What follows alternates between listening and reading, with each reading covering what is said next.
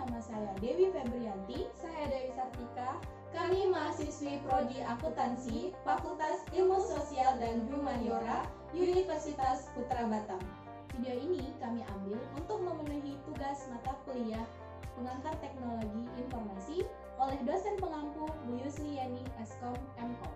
Materi yang akan kami bahas adalah mengenai internet, pengertian dari internet, sejarah perkembangan dari internet, aplikasi-aplikasi yang terdapat di dalam internet, serta istilah-istilah penting yang terdapat di dalam internet. Dan juga tentang e-commerce, apa itu e-commerce, tipe-tipe e-commerce, dan kelebihan keuntungan dari e-commerce. Tidak usah berlama-lama lagi, langsung saja kita ke pembahasan materi. Let's go! Siapa yang tidak pernah mendengar istilah internet untuk sekarang ini? Hampir semua orang, mulai dari anak-anak hingga orang dewasa, bahkan lansia sekalipun, sudah tidak asing lagi dengan istilah tersebut. Pengertian internet itu sendiri mungkin sudah bisa Anda rumuskan secara sekilas. Bahkan kini, hampir semua aspek dalam kehidupan sehari-hari telah mengandalkan internet. Bukan trik rahasia lagi untuk mencari segala solusi dan jawaban di internet, seperti ketika Anda mencari resep makanan, mencari berita, atau bahkan ketika Anda memesan produk atau barang tertentu. Dan tak jarang pula, teknologi canggih yang satu ini memisahkan kita dari orang-orang sekitar kita. Lalu apa sih pengertian dari internet? Bagaimana perkembangan dari internet itu? Dan aplikasi-aplikasi apa saja sih yang terdapat di dalam internet? Serta istilah-istilah penting apa saja yang terdapat di dalam internet. Mari kita bahas materinya. Materi yang akan kita bahas adalah mengenai pengertian dari internet. Internet adalah suatu jaringan komunikasi yang menghubungkan satu media elektronik dengan media lainnya. Standar teknologi pendukung yang dipakai adalah Transmission Control Protocol atau Internet Switch, atau yang sering juga disingkat sebagai TCP atau IP. TCP atau IP merupakan protokol pertukaran paket yang bisa digunakan miliaran lebih pengguna yang ada di dunia. Materi yang akan kita bahas selanjutnya adalah mengenai sejarah perkembangan internet.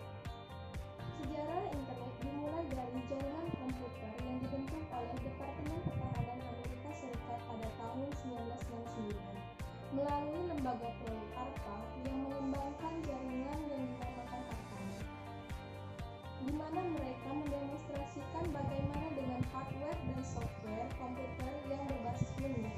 Tujuan awal dibangunnya proyek ini adalah untuk keperluan militer. Pada mulanya, ARPANET hanya mengembangkan 4 situs saja, yaitu Stanford Research Institute, University of California, Santa Barbara, University of Utah, di mana mereka membentuk suatu jaringan terpadu pada tahun 1969, dan secara umum ARPANET diperkenalkan pada 8 Oktober 1972. Materi yang akan kita bahas selanjutnya adalah mengenai aplikasi-aplikasi yang terdapat di dalam internet. Yang pertama adalah World Wide Web atau web. Adalah sistem di mana informasi dalam bentuk teks, suara, gambar, dan lain-lain yang disimpan di server-server yang terdapat di seluruh dunia. Yang kedua adalah email. Email atau surat elektronik adalah aplikasi internet untuk sarana komunikasi surat menyurat dalam bentuk elektronik. Yang ketiga adalah mailing list. Mailing list atau milis adalah aplikasi internet yang digunakan sebagai sarana diskusi atau bertukar informasi dalam satu kelompok melalui email. Yang keempat adalah newsgroup. Newsgroup adalah aplikasi internet yang digunakan untuk berkomunikasi satu sama lain dalam sebuah forum. Yang kelima adalah Internet Relay Chat atau IRC, adalah aplikasi internet yang digunakan untuk bercakap-cakap di internet. Yang keenam adalah File Transfer Protocol atau FTP, adalah aplikasi internet yang digunakan untuk mengirimkan atau mengambil file ke atau dari komputer lain. Yang ketujuh adalah Telnet. Telnet adalah aplikasi internet yang digunakan untuk mengakses komputer yang jaraknya jauh. Yang kedelapan adalah Gopher. Gopher adalah aplikasi yang digunakan untuk mencari informasi yang ada di internet. Yang kesembilan adalah Ping. Ping adalah paket internet Gopher yang digunakan untuk mengetahui apakah komputer yang kita gunakan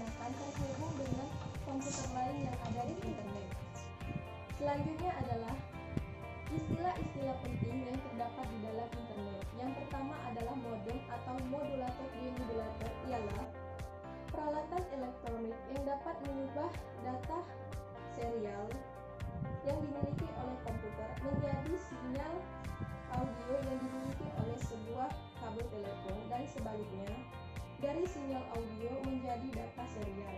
Yang kedua adalah HTTP atau Hypertext Transfer Protocol, adalah salah satu protokol bahasa yang digunakan untuk berkomunikasi antar server komputer di dalam internet.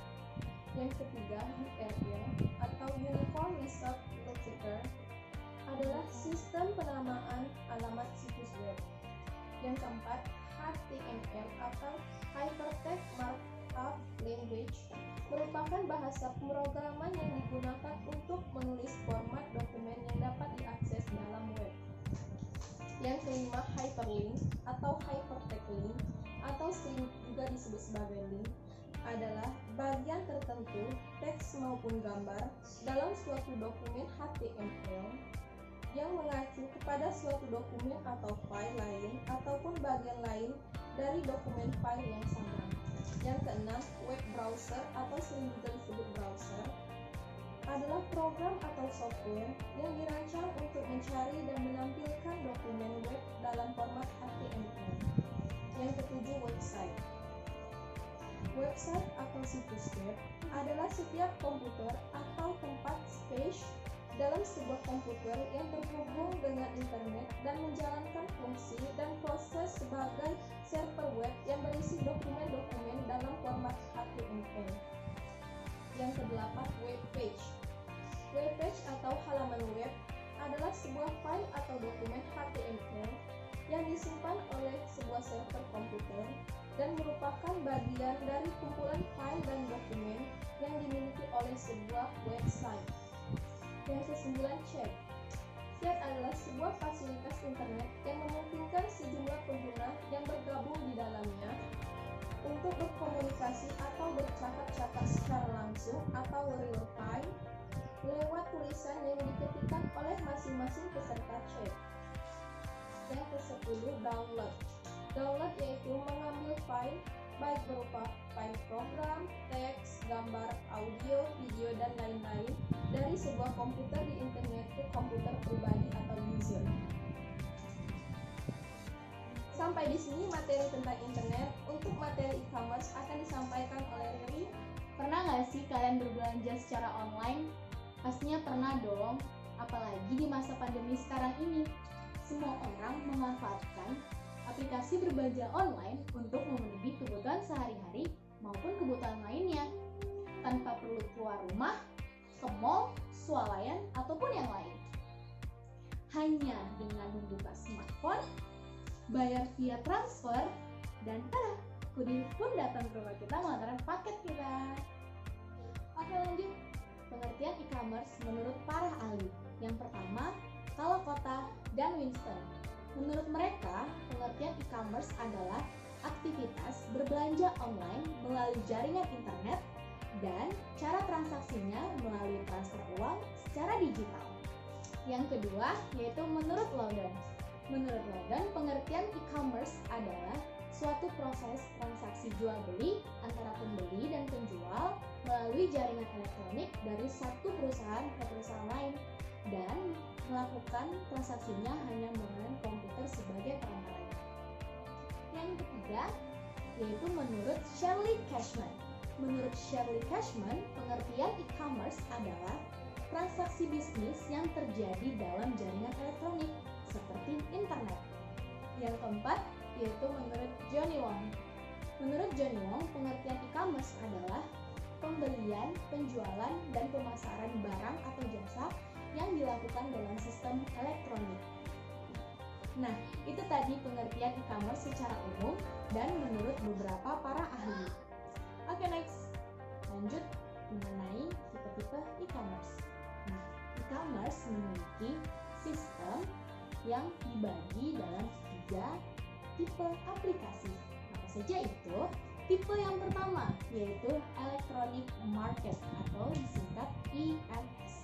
EMS adalah sebuah sarana yang menggunakan teknologi informasi dan komunikasi untuk melakukan atau menyajikan penawaran dalam sebuah segmen pasar, sehingga pembeli dapat membandingkan berbagai macam harga yang ditawarkan. Tipe yang kedua adalah Electronic Data Interchange atau yang disingkat EDI. EDI yaitu sarana untuk mengefisiensikan pertukaran data transaksi-transaksi reguler yang berulang dalam jumlah besar antara organisasi-organisasi komersil. EDI biasanya digunakan oleh kelompok retail besar. Tipe yang ketiga yaitu Internet Commerce, yaitu pengguna internet yang berbasis teknologi informasi dengan komunikasi untuk aktivitas perdagangan. Nah, kegiatan komersil ini seperti iklan dalam penjualan barang ataupun jasa.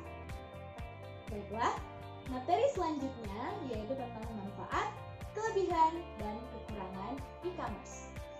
Manfaat e-commerce sendiri terbagi atas dua manfaat, yaitu manfaat bagi pemilik usaha dan manfaat bagi konsumen.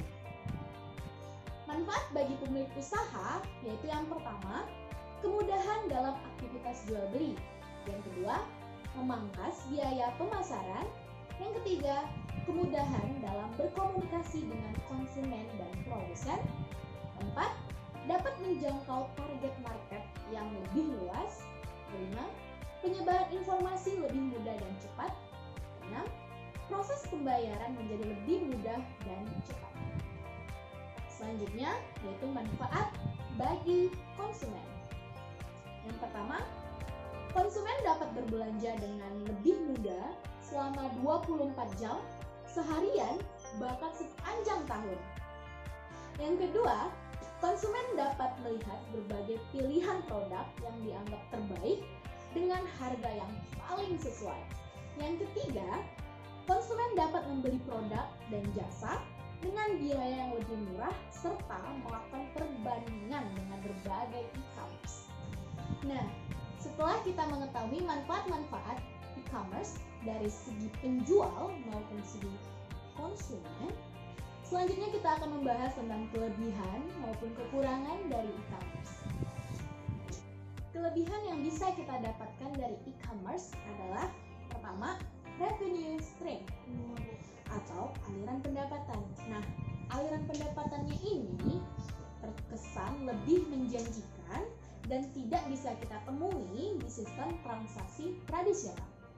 Yang kedua yaitu melebarkan jangkauan, yaitu kita bisa menjangkau seluruh toko, seluruh pembelanjaan online yang tersebar luas di dalam internet. Yang ketiga yaitu meningkatkan customer loyalty. Yang keempat, meningkatkan supplier management. Yang kelima, memperpendek waktu produksi. Yang keenam, meningkatkan value chain atau mata rantai pendapatan. Yang ketujuh, dapat meningkatkan market exposure atau pangsa pasar. Yang kedelapan, menurunkan biaya operasional. Nah, tadi itu beberapa kelebihan-kelebihan yang kita bisa dapatkan apabila kita menggunakan e-commerce. Di balik kelebihan pasti ada kekurangan. Nah, ini adalah poin-poin kekurangan yang kita bisa dapatkan apabila kita tidak berhati-hati dalam menggunakan e-commerce. Yang pertama, yaitu pencurian informasi rahasia yang berharga. Pelaku bisa mengungkap semua informasi rahasia tersebut kepada pihak-pihak yang tidak berhak dan dapat mengakibatkan kerugian yang besar bagi si korban. Kerugian yang kedua adalah kehilangan kesempatan bisnis karena gangguan pelayanan. Nah, biasanya gangguan ini terjadi bersifat kesalahan yang non-teknis atau seperti lampu yang padam. Kekurangan yang ketiga adalah penggunaan akses ke sumber yang tidak berhak. Contohnya, seperti hacker yang berhasil membobol sistem perbankan. Setelah itu dia memindahkan sejumlah rekening orang lain ke rekening sendiri. Kekurangan yang keempat yaitu kehilangan kepercayaan dari para konsumen. Nah, kehilangan kepercayaan ini mungkin dari segi yang non-teknis tadi. Jadi, konsumen tidak bisa percaya lagi kepada produsen. Kekurangan yang kelima yaitu kerugian yang tidak terduga dari berbagai macam faktor. termasuk manusianya sendiri dalam melakukan kesalahan dalam sistem. Kerugian yang keenam adalah kehilangan segi finansial secara langsung karena adanya kecurangan. Contohnya seperti seorang penipu yang dapat mentransfer uang dari rekening baru ke rekening lainnya atau memindahkan data finansial yang Nah guys, udah paham dong dengan penjelasan tentang internet dan e-commerce? pastinya sudah dong. Jadi bisa kita simpulkan bahwa internet dan e-commerce merupakan elemen penting yang ada di era digital sekarang ini. Karena keperluan kita bisa dengan mudah cari dan kita dapatkan di internet dan e-commerce. Kami harap video ini bisa menambah wawasan teman-teman tentang internet dan e-commerce dan dapat memanfaatkannya dengan baik dan bijak dalam kehidupan kita sehari-hari. Sekian video dari kami, sampai jumpa lagi. Wabillahi taufiq wal hidayah. Wassalamualaikum Warahmatullahi wabarakatuh.